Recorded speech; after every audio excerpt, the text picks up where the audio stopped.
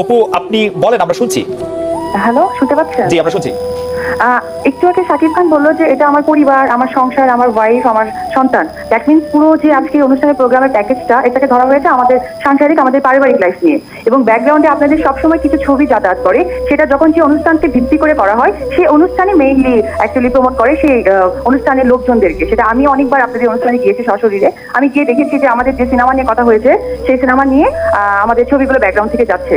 তো আমার কথা হচ্ছে যে ব্যাকগ্রাউন্ডে এখানে আমার, শাকিব এবং বাবুর এই তিনটা ছবি ছাড়া আরো একটা ছবি যাচ্ছে একটা হিরোইনের। গতকালকে যখন আমাদের এই কথাগুলো হচ্ছে বা রিউমার হয়েছে, তখন তার ফেসবুক স্ট্যাটাসে আমাকে মানে ইয়ে করে প্রেশার দিয়ে যে কেন সে আগে বলেনি, কেন সে বাচ্চার কথা আনেনি, কেন এটা করেছে, একটা হিরোইনের ছবি সে আমাকে প্রেশার ক্রিয়েট করেছে। তা আমি শাকিব খানের কাছে একটা কথা বলবো, অ্যাজ এ হাজবেন্ড আমাকে একটা হিরোইন আমাদের ফ্যামিলি সংক্রান্ত প্রেশার ক্রিয়েট করেছে, সে সেই ব্যাপারটা কিন্তু অ্যান্সার করতে পারছে টোটালি আমাদের। এখানে কিন্তু সংবাদ মাধ্যমদের সাথে আমরা তো কথা বলতে পারি, কিন্তু কোনো ব্যক্তি মানুষ আমাকে প্রেশার ক্রিয়েট করে কথা বলবে, তাদের ফেসবুকে আবার দিবে, এটা কিন্তু আসলে কাম্য না। ওকে অপু, আপনার প্রশ্ন কি শেষ? আপনি কি আর কোনো প্রশ্ন করতে চান?